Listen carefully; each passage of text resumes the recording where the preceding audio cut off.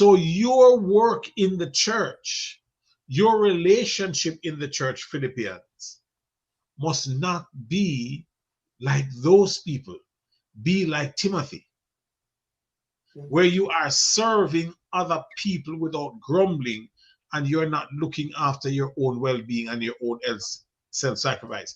He's building up, because you see, and again, I want to point this out to you. This is why Philippi is said to be the most affectionate of Paul's letters.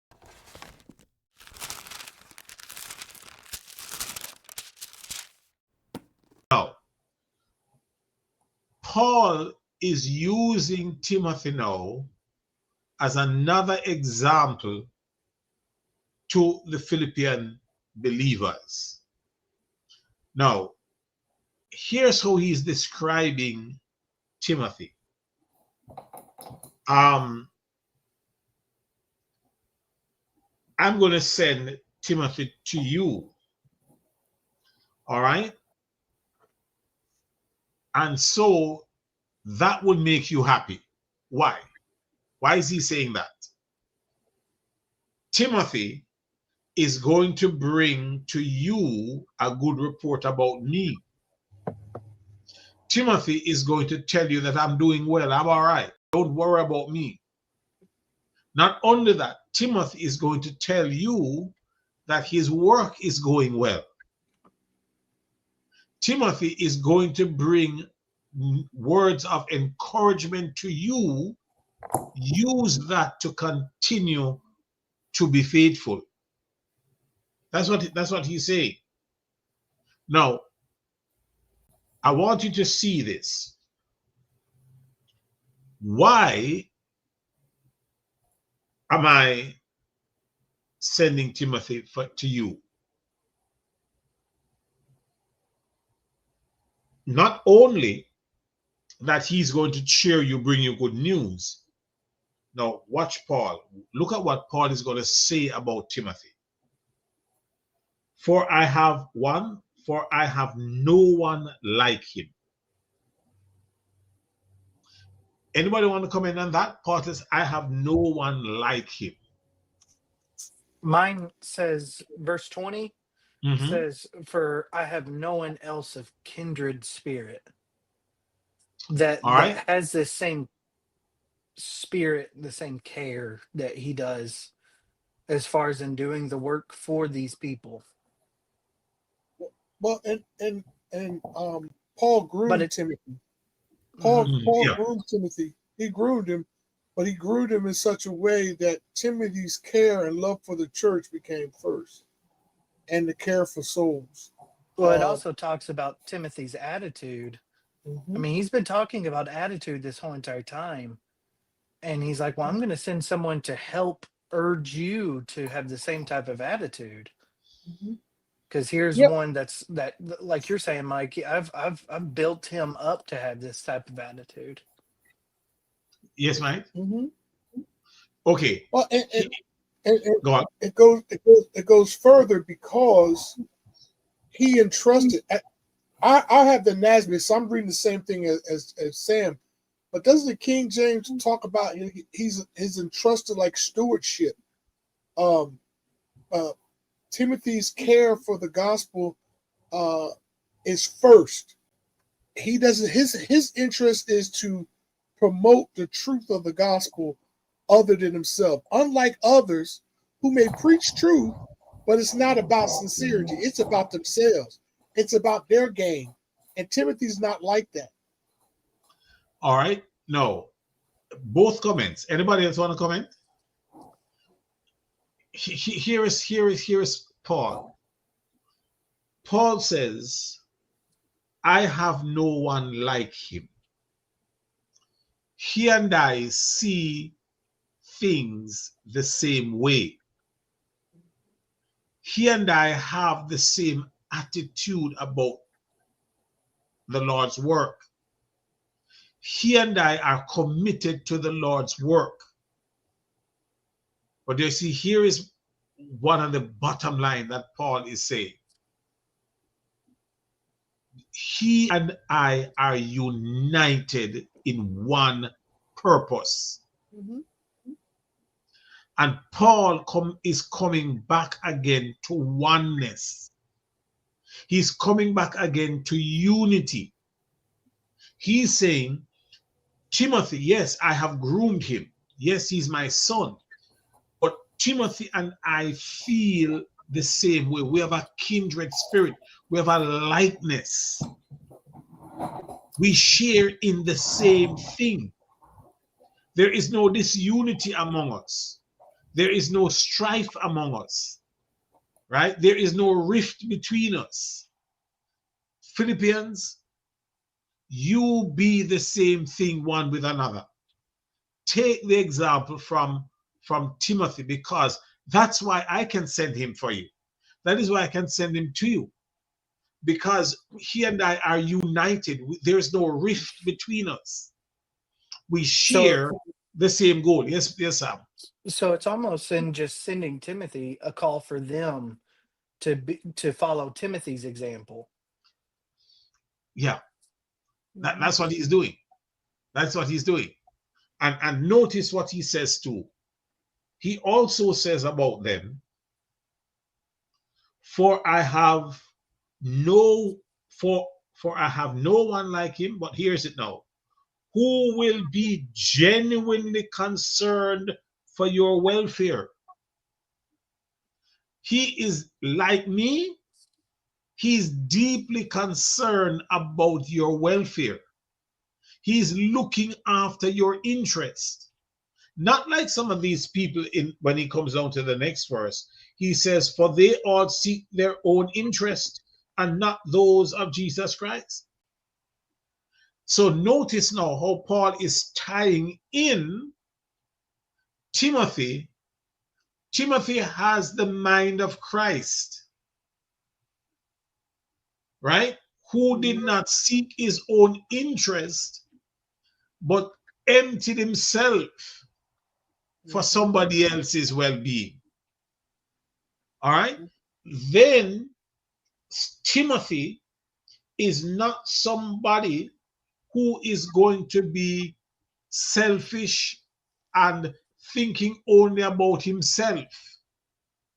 He's willing to look after you.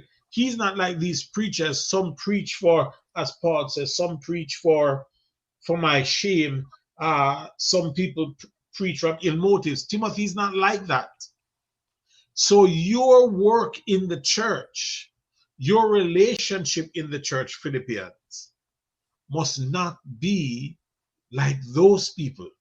Be like Timothy, where you are serving other people without grumbling, and you're not looking after your own well-being and your own self-sacrifice.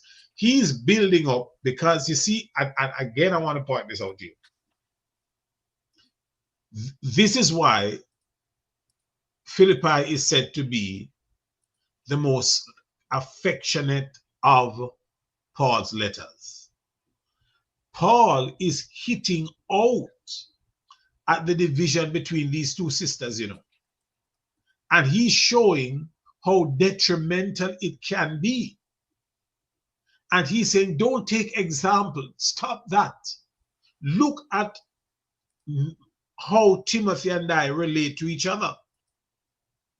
And you need to take example from that and relate to each other just the same way. All right?